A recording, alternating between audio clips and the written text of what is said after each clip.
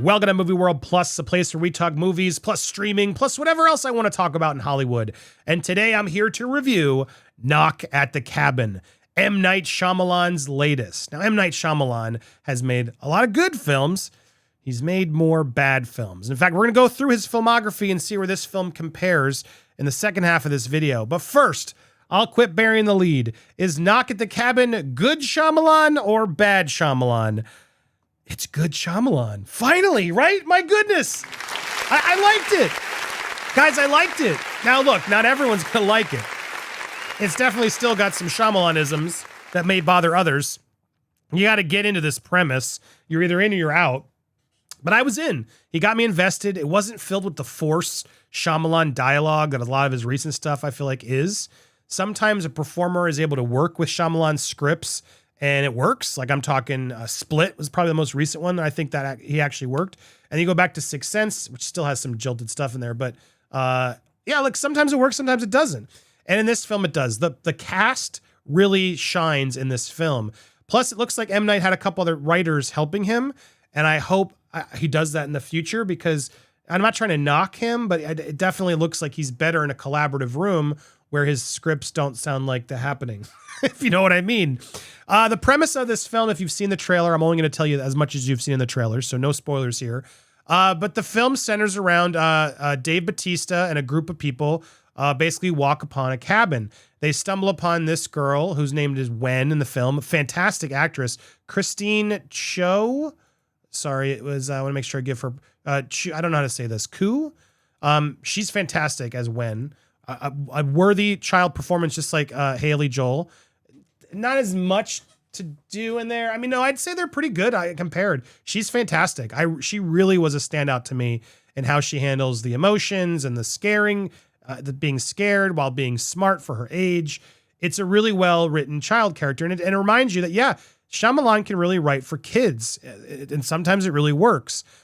Kids sort of too old for themselves, but sometimes it can be very bad. But no, Christine really pulls off a great performance as Wen. And I got to also call out Mr. Dave Bautista, who does a fantastic role as Leonard, who again leads this group who stumble upon this cabin in the woods. Now, Gwen is out there collecting bugs. Leonard approaches her first, and it's very creepy. You'd think her parents would have warned her not to talk to strangers and to run away, but she indulges him and they have a conversation and it starts a little awkward and you're like, well, how is this? But it works in a weird way. As you learn Leonard in the film and where it goes, there's something about Leonard. Is he crazy and a psychopath? Or does he believe this madness that he's telling you? And that's really the film. These four people show up to this cabin and they approach Gwen's two fathers, also great performances played by, I want to give everybody props here as I do it. It's Jonathan Groff and Ben Aldridge as Daddy Andrew and Daddy Eric. Now, no, this isn't some, again, the fact that it's a gay couple with a Asian child, it's done, I think, really well. And I really connected to it and it adds a layer to the film. It doesn't feel like this was just them, Hollywood, M. Night trying to diversify his film. No, it's done really clever and well and smart. And I liked all of the characters. And Jonathan and Ben give fantastic performances along with Dave. The two dads are stuck in this cabin as these people encroach it. And they do answer the questions of like, well, they're so far out, there's no cell service. The phone lines have been cut. And basically, these people attempt to take over the cabin and give these two a choice. Do what we say or face the apocalypse. And of course, they react immediately like, get the hell, are you crazy? But is there more to the story? Or is this, that's the whole premise of this film. Do you believe it? What would you do in this scenario? What if they made it more believable? What do you do? And it becomes a very interesting choice and challenge as even the two dads, midway through the film start arguing. One's, more of a cynic. One's more empathetic. And so are they being swindled? Are they not thinking clearly? What's going on? Are these people crazy? That's really what the film presents. And there's also some very intense scenes. I got to say that, that you're just like, the hell's, what is happening? What is going on? So yeah, the performance is all around, especially Dave Bautista as Leonard. He gets to play this subdued seeming psychopath. But then there's layers to him. and layers to everybody in this film. And Shyamalan does a good job at this point by peeling those layers back, including like flashbacks to the couple at the heart of the film, how they met, etc. And it really works well, where sometimes I feel like Shyamalan's all over the place with his storytelling and his script. In this one, he keeps it tight. He keeps it, you can follow it. You may not be invested like I was, but it feels more professional, less amateur-y, which sometimes Shyamalan scripts feel a little amateurish. But it worked. It worked for me. I got to say, I was invested throughout the whole film. I was wanting to see where this was going to turn. I wasn't disappointed by how it turned. I won't give you any more in the ending, but it's got its problems. It's definitely got its problems. But overall, I got to say, a nice, tight 90 minutes. Again, I love a good thriller in the theaters. You get to go experience like a film that's not 2.5 hours long. My goodness. Sometimes these films just are overstaying their welcome. Nice, tight story with wonderful performances. And yeah, M. Night back in form with the creepy, like what's real, what's not type of approach that I think he's best at. So yeah, I got to give Knock, I keep calling it Knock in the Woods, Knock at the Cabin, which was an adaptation, I guess, of another story. Bravo, M. Night, you did it. You did it again. I was a fan of this one. I think people are going to enjoy this one in the theaters. It's definitely crazy. I'm excited to see what you guys think as you see it. Now, where does this film fall in line with his other films? I wanted to go back and look at his filmography. He started with, I guess this was the first, this was a short, I think. His first real feature with Rosie O'Donnell was Wide Awake. And again, all his films always filmed in Pennsylvania, Philadelphia, where he is. Starting with sort of the first commercially successful Sixth Sense. Yeah, I mean, I like Sixth Sense. It's not as good when you know it, because I've already seen it when I know it. When you watch it again as you know it, there's definitely like some like awkward Shyamalan script things that you start red flagging immediately. But Haley Joel Osment does fantastic, and Bruce Willis does a good job as well.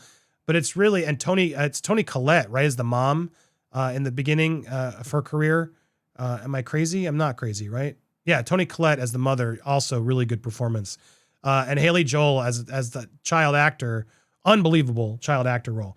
Unbreakable, I liked it. It's a little slow, but it's a cool twist and nice simmering surprise. Like, oh, you're watching a superhero origin story. It's fun. And I really enjoyed Signs. That scene where they're watching the home video and then the alien walks by, like that was a jump scare for me in the creepiest way. And yeah, I thought it was really fun. Swing away and all that stuff. But it worked. It worked for me. Those three films, like, all right, these are solid. It was The Village where he lost me. And a lot of people, some people still liked The Village, thought it was clever. Saw it coming. I just didn't understand what the point was. Not his worst. Oh, it got way worse. And I'm talking Lady in the Water, which was written by a bed story he was telling his kids. It's really embarrassing. It's a really messy, just mess of a movie. Doesn't work in any way. It's just really hard to get through. And then he makes The Happening, and you're like, oh God, as if it couldn't get worse. The villain is The Heir with two actors, Zooey Deschanel and Mark Wahlberg, who are just the whole movie. It's rough to get through. And then you get The Last Airbender. I'm like, which one's worse? Oh my God, Last Airbender is so offensive given the material, the source material of Last Airbender, which is so good. Oh, what a terrible adaptation. And then you got After Earth. It just kept going and going. After Earth's really boring, really bad. And then he comes back with The Visit, which I was not a fan of. Some people liked it more. I thought it was just pointless, awkward dialogue. It wasn't until Split where I was impressed. And the end of Split was really cool. And James McAvoy, again, a performance that really worked. I enjoyed Split. I thought it was really interesting and exciting. Glass, though, back to like just disappointment. Oh, what a waste opportunity where he brought everyone back and it just didn't feel like the film it should have been. It was too much buildup and hype and ultimately just didn't work for me at all. Old. Weird, interesting premise, but this is where Shyamalan, I feel like, just again trips himself with the script and it's just a mess. It doesn't make sense. I know it's not supposed to necessarily make sense, but for such a creepy, cool idea, he lost me on a lot of the dialogue and where it goes. There is a twist at the end, which is intriguing. I guess I didn't hate it as much as like The Happening and stuff. At least he's taking a big swing, but it didn't sell me as much as I wanted to. So Knock at the Cabin, I say is up there with Split, Sixth Sense, Unbreakable, and Signs. I got to say it's in the top top 4 of Shyamalan. Good for him, man. It's one of the tops there, and I am excited to see what you guys think. If you will buy into it as much as I did, or if you'll find it annoying. A friend of mine saw an early screening and hated it. I'm going to connect to see if there was other versions of this film. I wonder if they edited it differently, and someone finally was able to get the reins on Shyamalan to make it make more sense. Because I liked it. I'm surprised given some of the stuff he's done recently. So good on you, M. Night. You're back in the good graces of moviegoers, I think. People are going to be excited to see this weekend. It'll probably knock off Avatar: Way of the Water. So I'll be interested to see what happens. If you want to follow more of my movie coverage and commentary and reviews, hit that bell for all alerts. Hit the subscribe, hit that like, and leave a comment down below, because yes, I still talk movies when I want to. It's now more fun for me. I do it when it's fun, not because I'm required to every day do movie news. So if you want to hang out and talk movies with me, please hit that sub. Thank you guys so much for watching. We'll be live over on Popcorn Planet, talking more pop culture stuff over there. Hope to see some of you guys there. Thank you guys so much for watching.